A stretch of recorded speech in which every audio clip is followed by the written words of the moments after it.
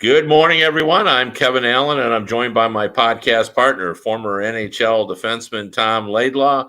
You knew him from the New York Rangers and Los Angeles Kings. And this is the Laidlaw and Allen Report. We talk all things hockey twice a week. And this is one of my favorite weeks, Tom, because it's the run up, the ramp up to the trade deadline. Always a lot of fun, always fuel for thought, a lot of debate of what's going on. And it never goes quite the way you expect it to.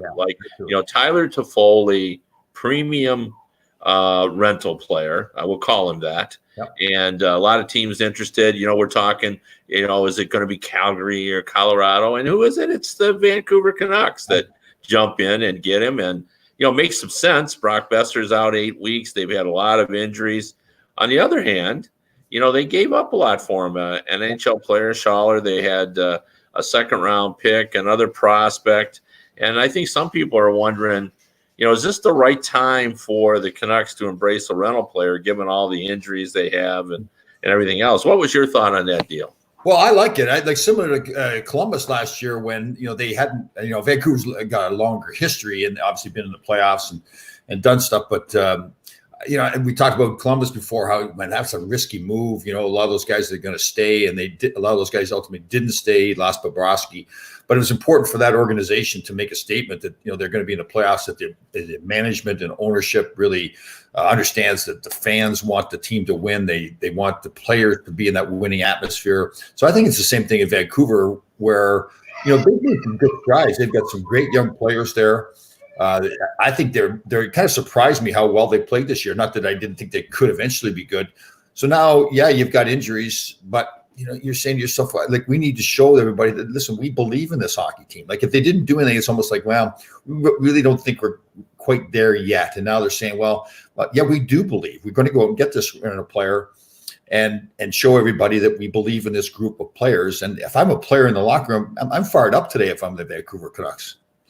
Yeah, no, I like it as well. And especially with a sort of a nouveau playoff team. I mean, this is not like they've been knocking on the door every year. This is the team it's kind of surprising. Everybody's kind of excited. And, I thought I wrote a column yesterday as a freelance for a Hockey Buzz. And I talked to Brian Burke before I did about because obviously he was a long-time general manager, about the philosophy of rentals versus getting players for the long term and making moves at the trade deadline, because he's been pretty outspoken about saying things like the general managers make more mistakes on trade deadline in July 1st than every other time. But he not that he surprised me, but he says, I love it when teams go all in.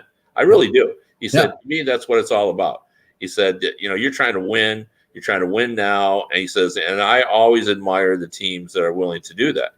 Saying that, he said, I called the league again this year, and they're still going to only award one Stanley Cup. So he said, there's going to be 15 teams that make moves, and 14 of them are going to be disappointed. The math doesn't work. Right. But he said, that doesn't change my position, that I really appreciate that. And I think Vancouver is just one of those teams that Benning said, I think publicly, that he wanted to reward the hard work that the team had put in, and send a message, and who knows, and I think this season of the Pacific is the time to. Kevin's frozen up on me a little bit here. I don't know if he hears me or not, but we're talking on the Vancouver Canucks, the trades they made, and how the Pacific Division, we froze up a little bit there, Kev. So yeah. But I agree with you. I agree. Out west there, I mean, who knows if they really believe in that team and they get on a roll in the playoffs? Who knows how far they could go? So I agree with you. I like the move a lot. All right, let's talk about some of these other moves, because obviously there were a pair of moves yesterday, and one that we didn't hear coming. There was no drumbeat for this that I recall seeing, but it's obvious that they had to do something. That's the St. Louis Blues, and Marco Scandella goes from Montreal to the Blues. He's a 6'3" defenseman. He's played more than 500 games of NHL experience, and obviously they're reacting to the loss of Jay Bouwmeester. Yep.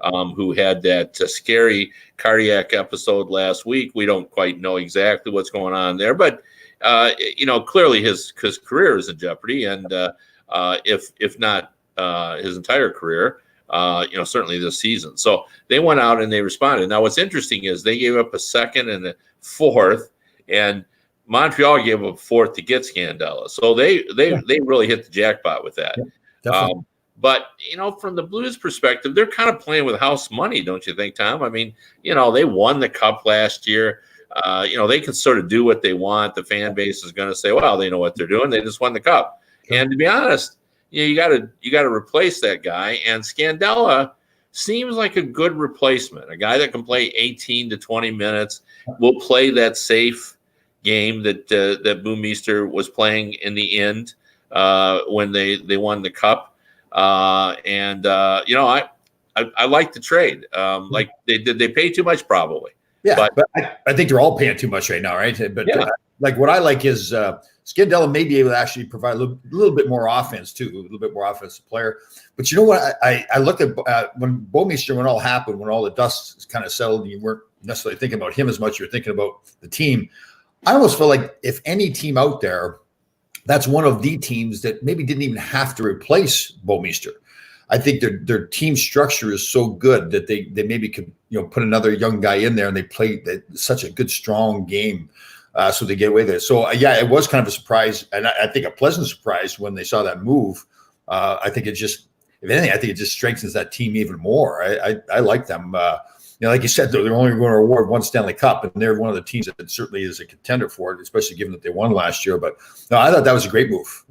You do give up a lot, but it is interesting, right? Like you see, we talked about how important it is developing these young players and drafting and prospects and all that. But man, teams are giving up a lot of young prospects. Going back to like what Columbus did last year, giving up all the prospects and everything. I guess maybe that says a lot about the teams, how confident they feel in and how much they've stockpiled talent in their organization, so they can give up those young players and give up draft picks. You look at Pittsburgh, and yes, it's somewhat different in Pittsburgh with Crosby and Malkin. The window isn't going to stay open forever with those guys. But man, teams aren't afraid to give up prospects now and then go for it today. So, yeah, and I mean the statistics and the analytics really side with moving them for proven players. I mean, I don't have the numbers in front of me, but as I recall, a third-round pick is about 20% or 30% chance of making the NHL, and I think a fourth rounder is about 20%. So, I mean, it's a interesting dilemma for general managers. Like, you really need to stockpile draft picks to assure you got that pipeline keeps flowing, with talent, especially in the salary cap era. You got to have those entry-level contracts. So you got to have those guys. On the other hand, from your personal history as a GM and from the analytics that the chances of hitting, after the second round, are below 50%. Yeah. So it's really an interesting dilemma for general managers to kind of piece this all together. Yeah, and it depends on the general manager too, right? Because listen, these guys are still human beings and they want to keep their job. So if it's some guy like a Lou Lamoriello that's been around forever and no risk of losing his job, it's maybe a little bit different. So another GM like a Jason Botterill in Buffalo, for example, I mean, he's only a human being. He's new as a general manager, and so people are looking at, does this guy really know what he's doing? And by all accounts, he's a very intelligent guy, been around hockey his whole life. But, that's one of the teams we're going to touch on with Buffalo, that, man, how do Buffalo's in a hunt for a playoff spots, although they're long way away. It wasn't a long way away, but still, I think you still get there.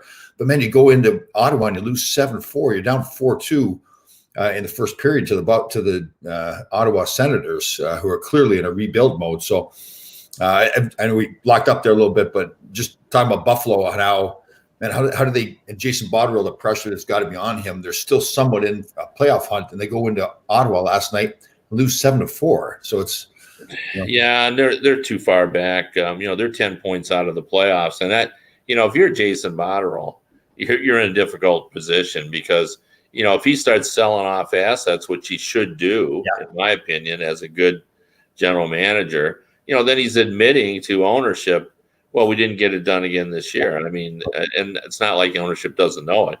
But it's hard to pull that trigger. But I think at this point they have to consider that, and they've got guys like Connor Sheary that I think teams would be interested in. So, but you know what, Kev? Like we talked about this, and there's a few teams like this. And the Buffalo's in this category. Toronto, I think, San Jose. Like it's something that I think Nashville is kind of pulling together now, but like there's something missing in those locker rooms. Like the culture that they're trying to build they're not getting it right. Like the talent. I mean, I hear you got to say, well, geez, we need to retool again because it's not working at Buffalo, but and I know it's just one game last night, but like how do you, when you're still somewhat in the playoff hunt, how do you go into Ottawa? And I know Ottawa's got nothing to lose and all that kind of stuff, but how do you go into Ottawa and not be prepared? You're down 4-2 in the first period, and then you end up losing 7-4. That's the part to me that says, okay, yeah, you can tell me we don't have a good enough team, but I just think, like, man, it's the locker room, it's the mentality, it's the culture that they've got going there, and I mean goes a lot of different directions. I mean, is it the coaching staff? Is it just don't have the right makeup on the team, the right leadership? Those are the issues I'm concerned about. Well, it is, and it's a hard read. Like, we talk about culture all the time, but you can't even really define it. You know it when you see it, when it's good. Yeah. But it's kind of hard to say, and you can't force it. Like, you and I've talked about this before. Like, you see a good character guy and you think, okay, well, I'm going to bring him in and that'll be a good fit. But you don't know for sure whether it's going to work with that group of guys. I mean, you could, it's a little bit trial and error, and it's a little bit about gut feeling, obviously. We've seen it work. We've seen teams trade at the deadline and bring in a good veteran character leader, and then you hear the guys on the team saying, "Boy, it's like he's been here the whole season. He stepped right in." You go back to the Islanders with Butch Goring with that trade, right? Character guy, fit right into the Islanders. So yeah, it can certainly be done, but I guess that's my thing. When we're approaching this trade deadline with teams, like I said, like the San Jose's and the Buffaloes, and in my mind, Toronto, and maybe a lesser extent Nashville. Okay, I want to look at my talent level and can I upgrade my talent level? But what am I doing here? Am I just adding more talented players to a team that just can't play as a team yet? Like I looked at Toronto last night playing against Pittsburgh, and man, there's another team, fighting for a playoff spot. And again, Pittsburgh they're playing at a whole different level right now. Man, they're playing hard. But Toronto just didn't look like they're ready to play. Like they just weren't ready to compete. And I hear people say, well, they need to increase their grit level or, get tougher and all that kind of stuff. Well, I mean, I don't think you can add 2, 3, 4 players that are gritty, tough guys. And then you get the other 16 guys in your lineup that just want to fly around the ice and not committed to playing defense or hitting anybody. That's how you build a gritty team.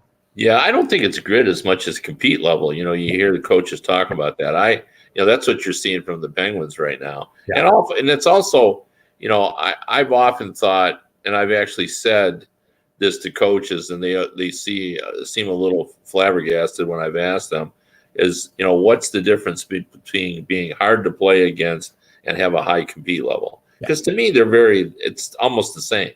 If you're got a high compete level, you're hard to play against because when you get the puck, there's somebody on you, right? And when you look to go somewhere, you see the space is already occupied. And I just think it's very similar. I mean, I get that there is a subtle difference.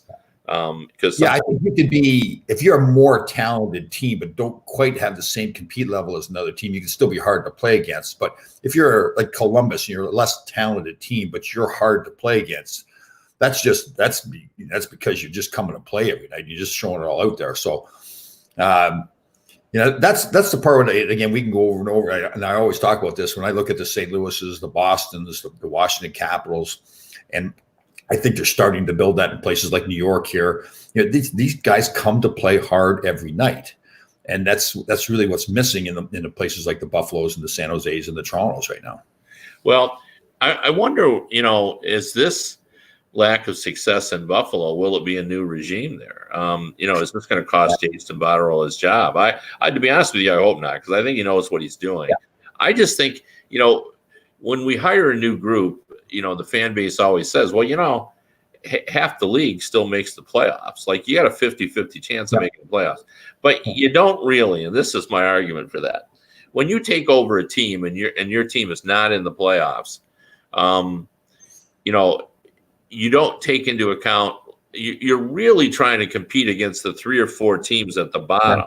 Yeah. Because that top 10 or 11, they're solidly in. Like we were pretty confident the Pittsburgh Penguins and the Washington Capitals and the Boston Bruins and the Tampa Bay Lightning, we're all going to be in the St. Louis Blues. They're all going to be in the playoffs. At the start of the year, we weren't doubting they were going to be in the playoffs. And there's probably, 10 of them. So, there's probably 4 or 5 teams that's in that. So now what you're saying is for those 4 or 5 spots, there's, another 15 teams.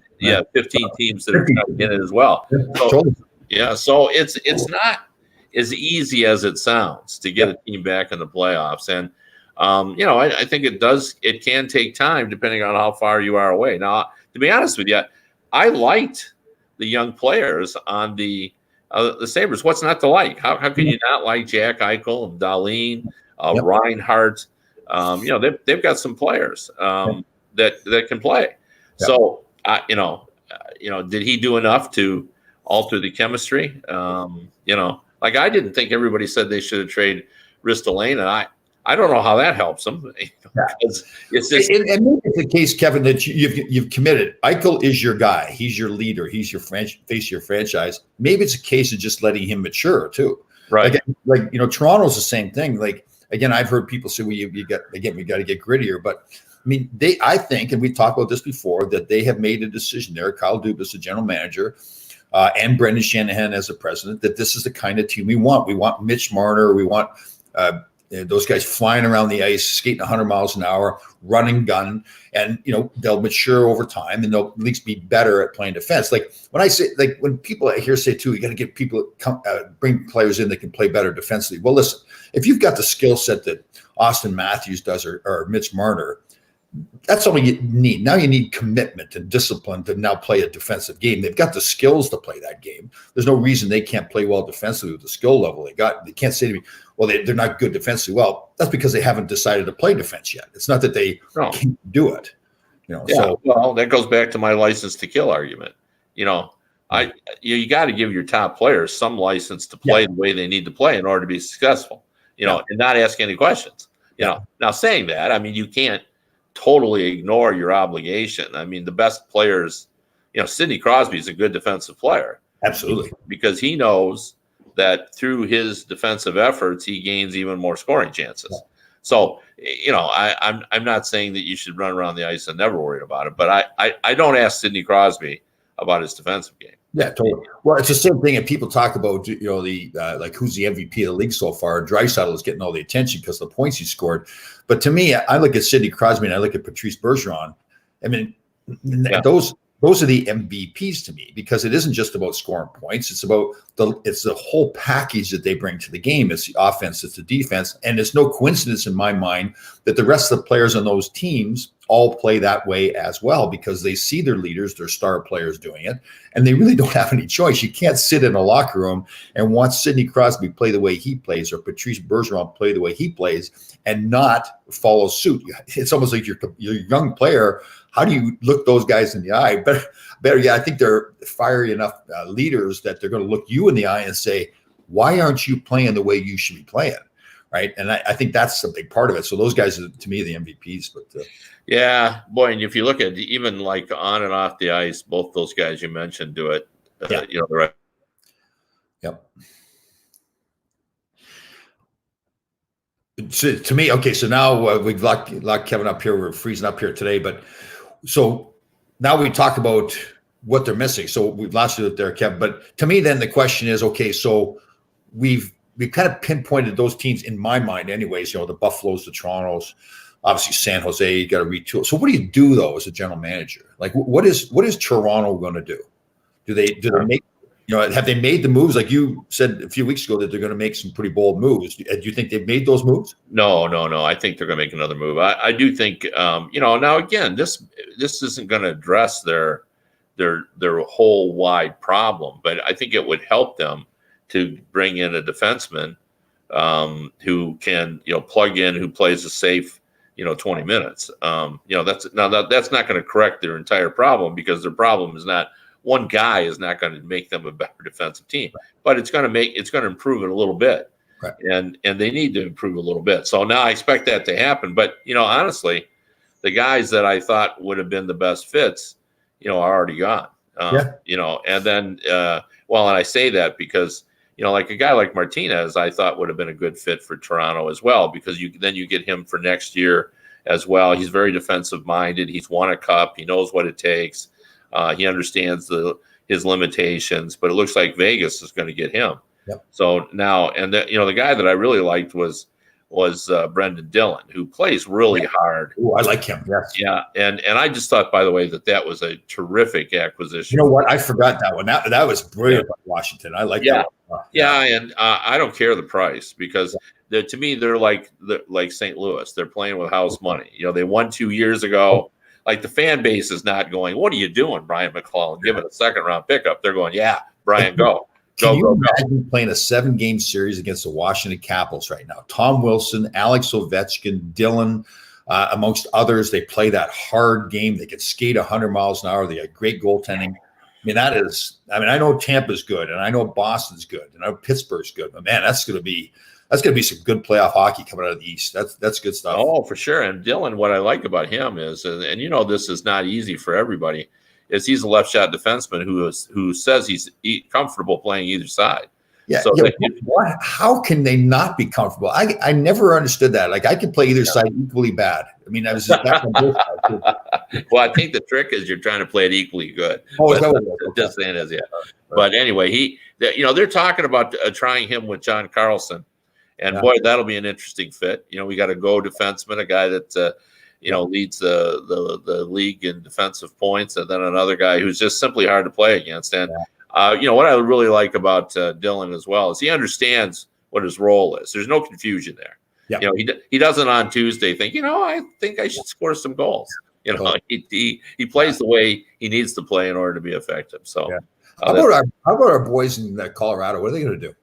Well, they're in on Kreider. That's the hot rumor. And now with Rantanen out, that becomes more imperative. Although, originally when we're in on Kreider, the hope was, boy, we're really going to create a super offense.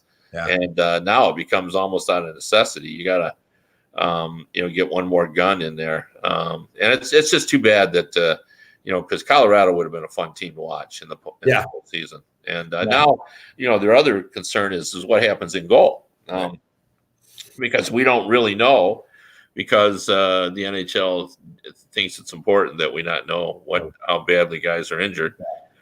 So we have no idea how badly Grubauer is injured and whether or not they need to make a move. I wonder if you just go ahead, since maybe you don't even know. Maybe it's one of those injuries that's hard to find. Do we go out and just get a Ryan Miller, a veteran guy? Or Bernier in Detroit, or here's my opinion. What's going on? This is purely my opinion, without any inside information with the Kreider situation. I think as we get closer to the deadline, I think we talked about this before, and we both know his agent Matt Cater, really smart guy, been around a long time. He'll know what the marketplace is for Chris Kreider. He'll know already what he could probably get for him when he becomes a free agent. And probably the Rangers are saying, listen, we love Chris Kreider. Chris Kreider is a fantastic player.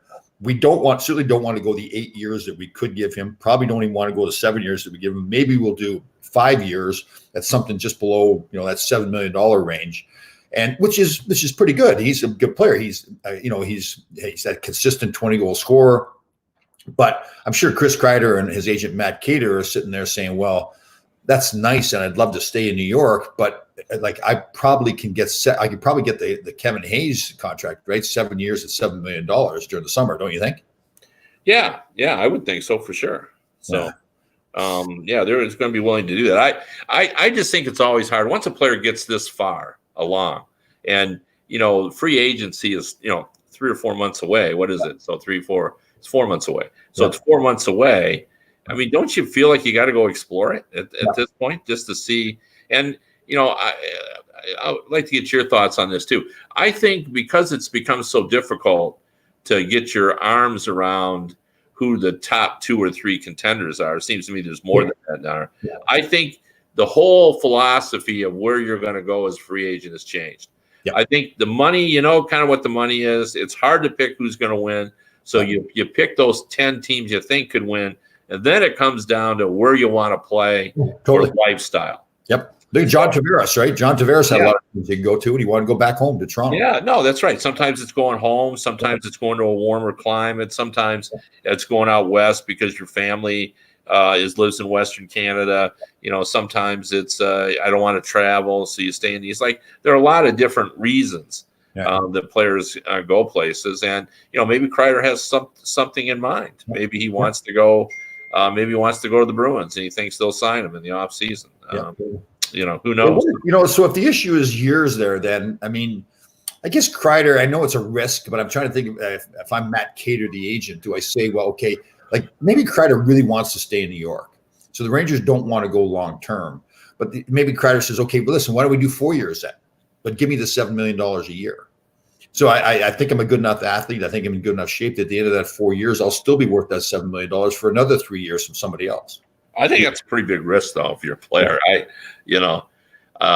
7 years versus 4 years at, you know, how much money there. That's a pretty big risk. Yeah. Didn't Shattenkirk do the same kind of thing? Didn't he get offered more years to New Jersey?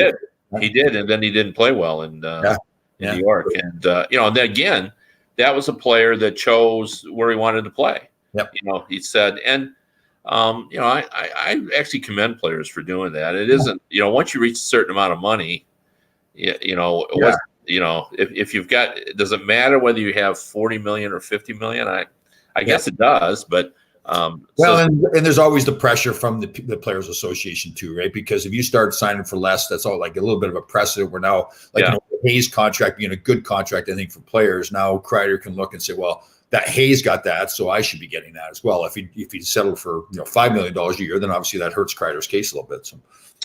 Yeah, no, and that's always a difficult issue, I think, for players as well. Some of them, I think, look at that and say, I really want to do all I can, and then the other players look at it, kind of roll their eyes a little bit, and say, haven't I earned the right to do what's in my best interest? It's complicated. Like I see both sides of that, to be honest. Like I see supporting your union because the Players Association, in my opinion, have a strong union. They're very strong. So there's every reason to try to support them. On the other hand, you got to sort of look out for number one. That So we go way back to Ray Bork, and that was when Bob Goodenow was running the Players Association, and I didn't like the way they treated him. I could see why they didn't like some of the things he did. He was accepting less to stay in Boston for a long period of time, so that affected everybody else on Boston and other teams because he's such a great player. But the Player Association, I thought was a little. There was some stuff going on behind the scenes that I don't think were necessary. But I can understand how they would want him to be pushing for more money. But it was Ray Bork too. I mean, one of the greatest players ever played. So if he wants, I think he'd earn that right to say, listen, I want to stay here. This is what I want to get paid. That's my business. So. Well, I remember actually talking to Ray about that very issue, and his position was, we fought for this sort of right of self-determination, like the ability to, that we own sort of our person. We're not enslaved. Yep. And he goes, now when I want to exercise that right and do what I want to do, now I'm getting grief from my my group. That helped me achieve what I thought was my freedom. But they, now they're telling me, well, yeah, but you can't use the freedom exactly the way you want to, so. Another guy, Kevin froze up again there, another guy and from Boston too, that did that sport. Sorry, Kevin froze up there again. But it's interesting, you talk about the Boston, another guy that did that was Tom Brady, right? Yeah. Best quarterback maybe that's ever played the game, a lot of people say, and he settled for a lot less money than he should have gotten. So speaking of everybody else, right? It seemed like everybody else was still, all the other quarterbacks around the league were still getting their money, even though he was at way less. Yeah, exactly right. But football is such a unique sport. Like, and I'm a big football fan, but don't you think in football that there's only 20 or 30 people that make an incredible difference, and then the rest seem interchangeable. Now I know that it's not true because everybody's talents are, but like, and I also think you root for the jersey in the NFL much more so than the individual player because their career expectancy isn't as long. And I have heard players, I think it was Phil Simms on TV, saying how in football coaching meant more than character, which I think is the opposite in hockey. I believe. I think it's like having that character guys on the ice. Like we've talked before. My feeling, I think coaches get way too much credit when they lose, and they get way too much blame, or excuse me, way too much credit when they win, and way too much blame when they lose. They're a part of it, but it seems like in football, it's like those coaches mean much more. So, one thing I wanted to say before we go, and it's not about hockey, but we do talk all the time, and I'm certainly guilty of this, of how tough hockey players are. I mean, I've witnessed it for 3 decades of playing through dating back to Bobby Bond and a broken leg and stitches and coming back and playing. But how about that Newman crash at Daytona? Wow. And I watched that and I thought, my gosh, we talk about the the dangers of sports, but is there anything more dangerous than driving a car? Yeah, those guys are brave. I mean, it's different. It's not like they're going to, twist an ankle or something like that. The crashes they get into, it's life threatening, right? No, I know. That was just crazy, and it's hard to even think about that in terms of sports. But anyway, it's been a great show. We appreciate you tuning in. We'll be back next week. It'll be post trade deadline. I'm actually going to be away next week, but Tom's going to have a special guest, and they're going to be talking about what happened on the NHL trade deadline. And tune in, guys, because we'll talk about Kevin behind his back too. It'll be great. Oh, I'm sure. Yeah. That'll give you just sort of an added element for the show. I'm looking forward to that. Really, that's exciting. All right, sounds good. All right, people. Thanks for joining us. Bye, guys.